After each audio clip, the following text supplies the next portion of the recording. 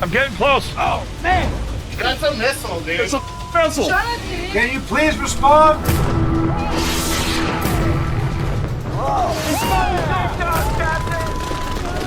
All right, what do you want me to do? Get a picture of it.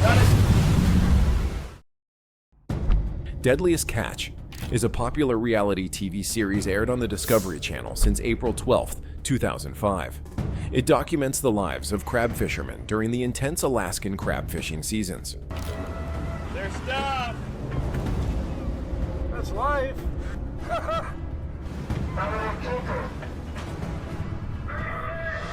And I know that they transit this area.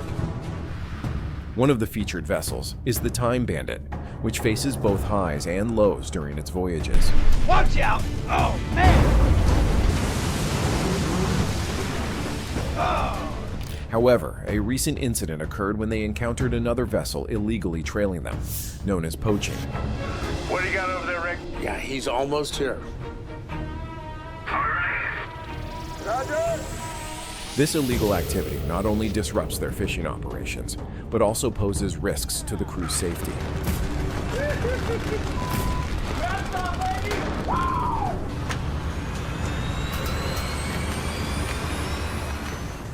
Join us as we explore the impact of these illegal encounters on the Time Bandit crew's safety and productivity. The violation in the ocean. At the beginning of the series, a missile was released into the air, which caused panic among the crew on the Time Bandit ship. One of them was asked to take a picture, and it was a missile coming towards them.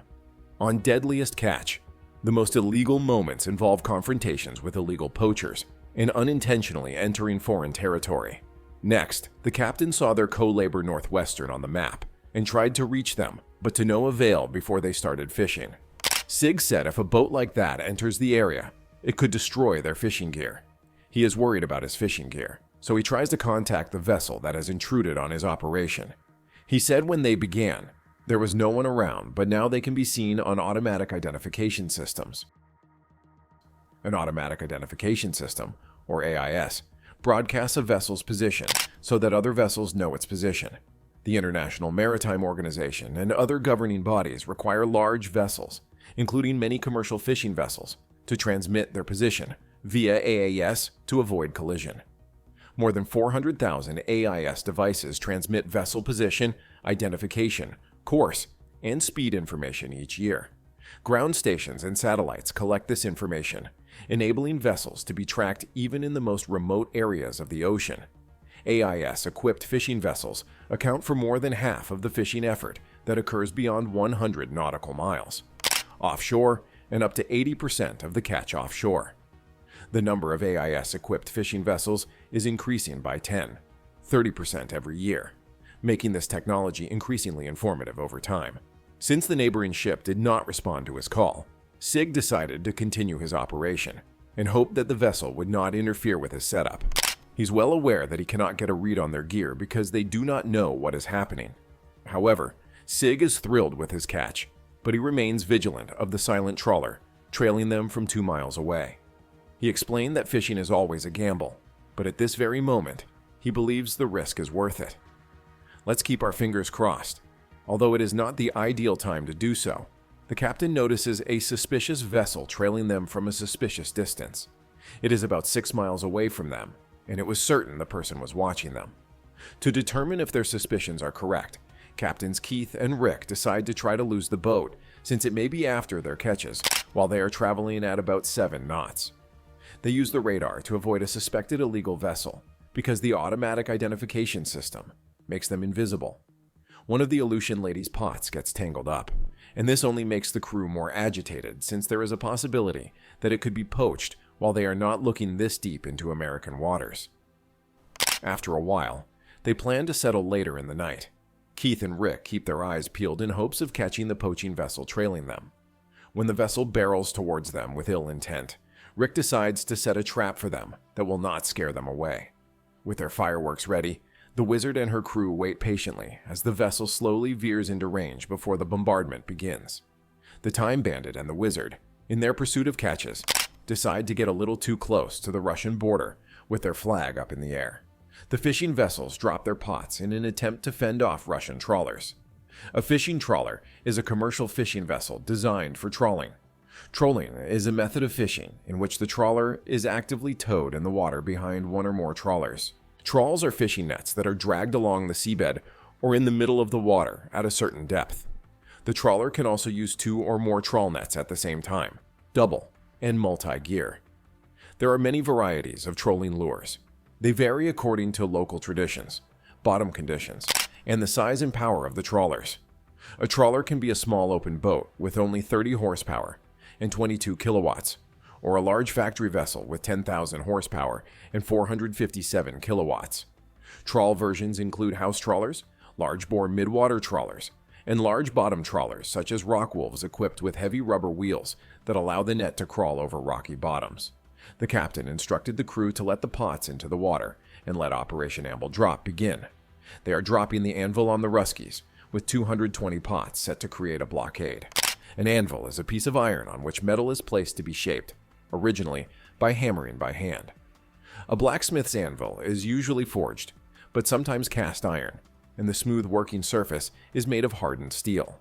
A conical nose or horn projecting at one end is used to punch curved pieces of metal. Sometimes one end has a rectangular beak. Tools such as an anvil knife or chisel can be placed with the cutting edge up in a holder, consisting of a square hole in the surface of the anvil. When using power hammers, the anvil is supported on a heavy block, which in turn rests on a solid base of wood and masonry or concrete. Captains Keith and Jonathan block off the Russian trawler from plundering the water.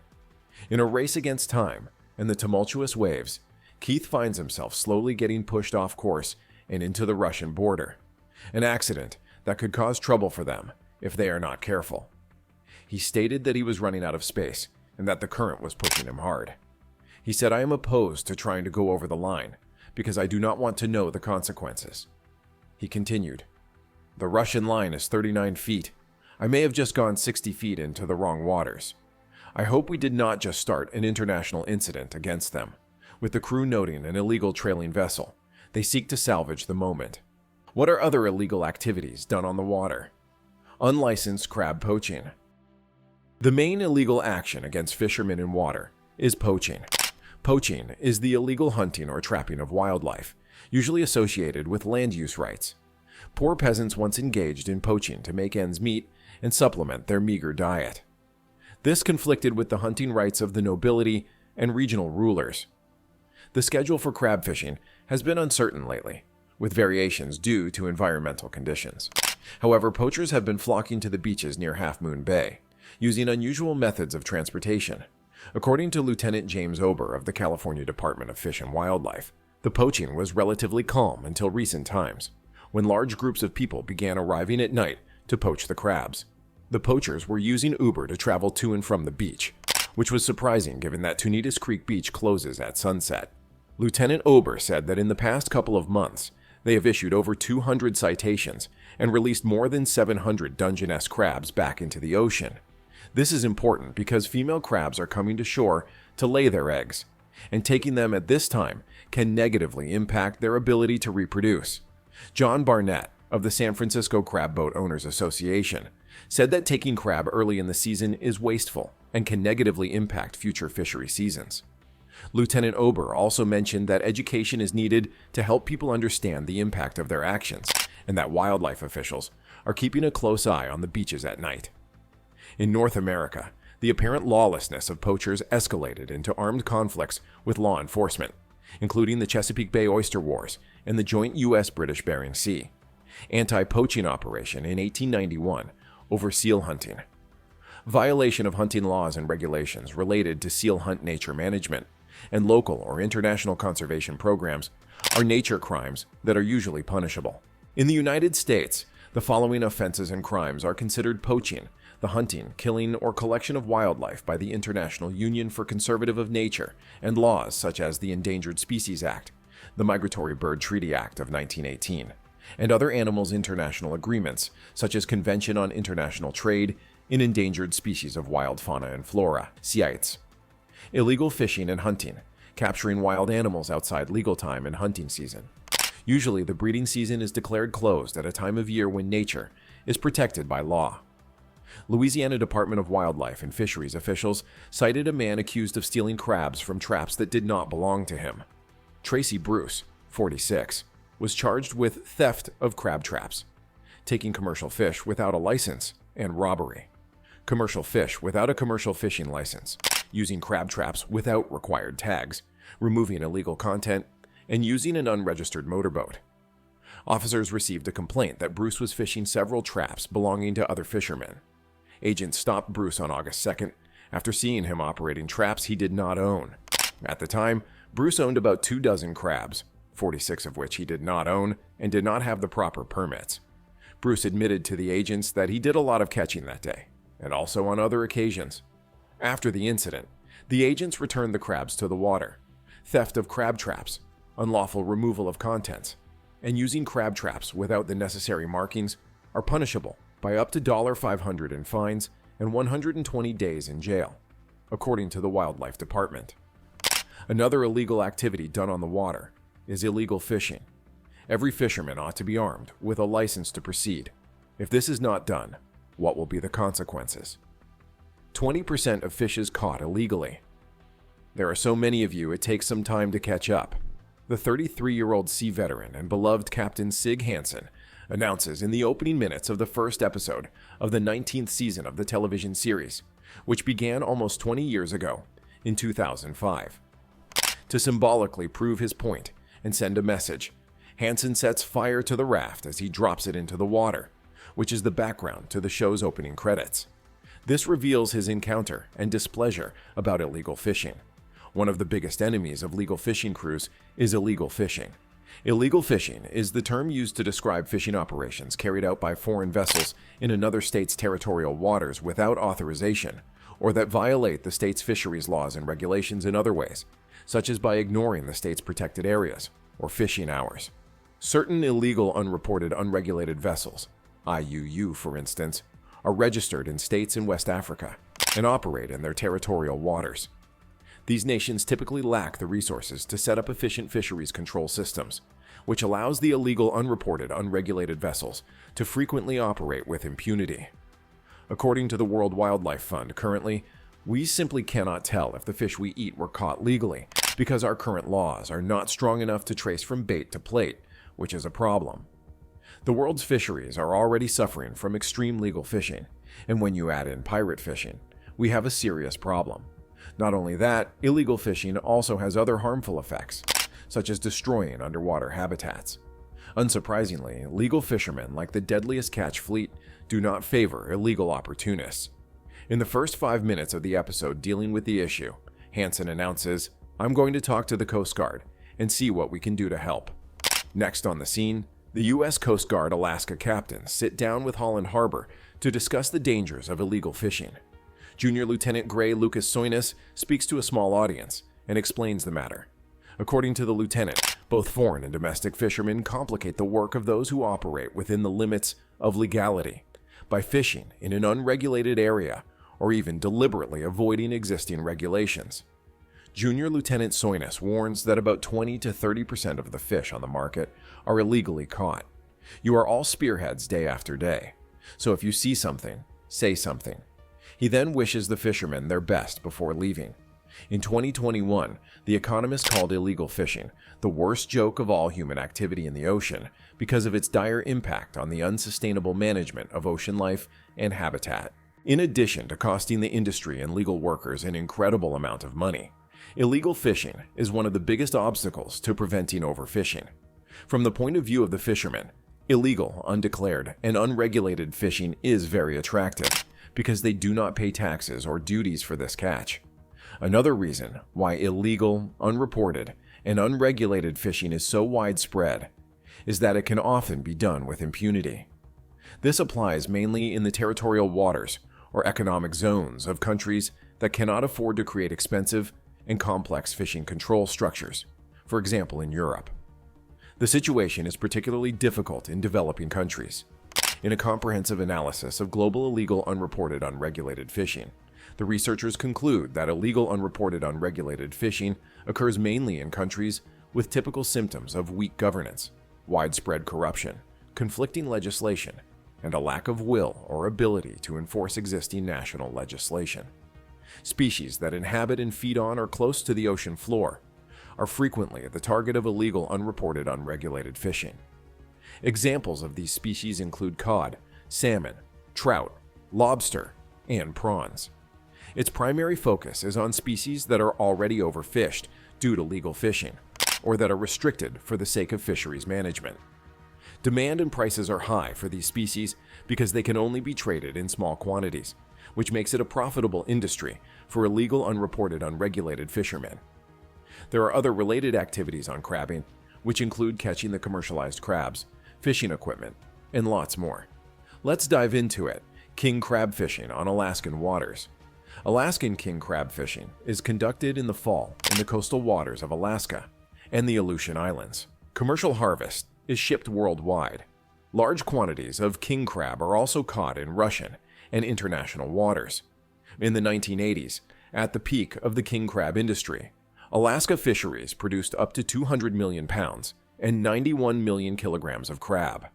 By 1983, however, the total catch had declined by as much as 90% in some areas.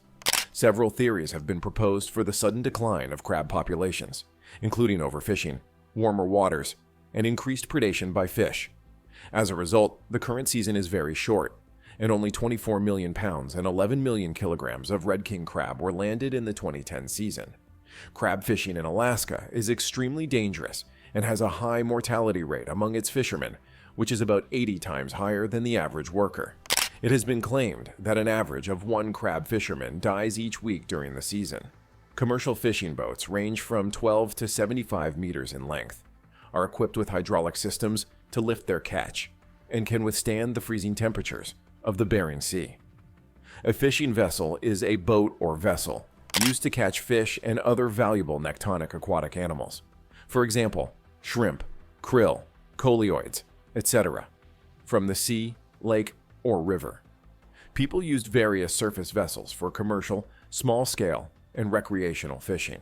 Each fishing boat sets its schedule on the side, often being out for days or weeks. Fishermen use a box-shaped trap called a pot, which consists of a steel frame covered with nylon netting. Traps and pots are built-in three-dimensional devices made of wire or wood that allow organisms to enter the enclosure but make escape extremely difficult or impossible. Typically, bait is attached to the trap to lure the organisms inside, where they await the return of the fishermen to get them and rebait the traps. Most traps are attached to a buoy on the surface with a line. Traps can be set individually or in long continuous sets called trawls to depths of up to 2,400 feet and 730 meters. The size, composition, and threats to protected species of traps vary depending on the target species. Each pot weighs about 600 to 800 pounds, which is between 70 to 360 kilograms, and a ship can carry around 150 to 300 pots. The bait is fish, usually herring or cod, and then the pot is lowered to the bottom of the sea where king crabs live. Pots are dropped in a straight line known as a line to make them easier to retrieve. The red and blue king crab is found in the intertidal zone and at depths of 100 fathoms, 600 feet, and 180 meters.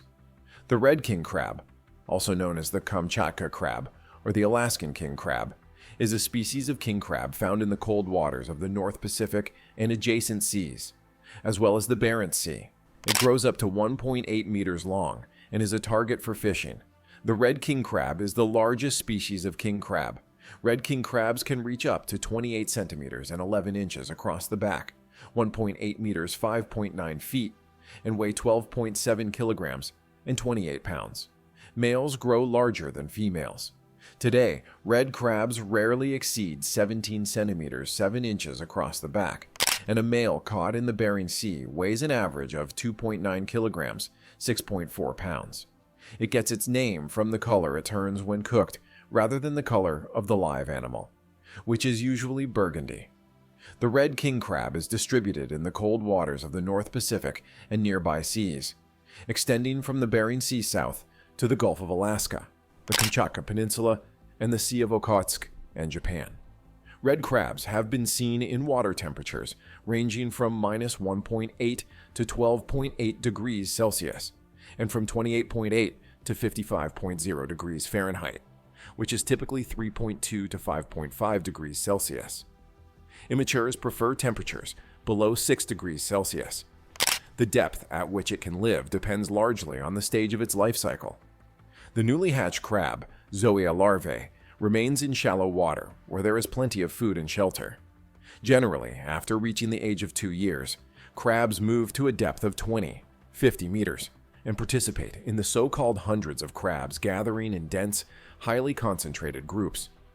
Adult crabs are usually found deeper than 200 meters, 656 feet, in sandy and muddy areas of the bottom. They migrate to shallower depths to mate in winter or early spring, but spend most of their lives in deep water, where they feed. The red king crab is the most coveted of the commercially sold king crab species, and it is the most expensive per unit weight. Red king crabs are experiencing a steady decline in numbers in their native Far East coastal waters for unclear reasons, though several theories for the precipitous drop in the crab population have been proposed, including overfishing, warmer waters, and increased fish predation. One of the biggest crabs are red king, which can weigh up to 24 pounds and have legs up to 5 feet in length. Compared to females, males grow bigger and faster. Juvenile red king crabs travel in groups called pods to stay safe and away from predators. They eat at night and mound up during the day. Tens of thousands of crabs can be found in these pods. Sadly, there have been sharp drops in the number of red king crab populations in Alaska in recent years. King crab declines are probably caused by warming waters and decreased availability of forage as a result of climate change.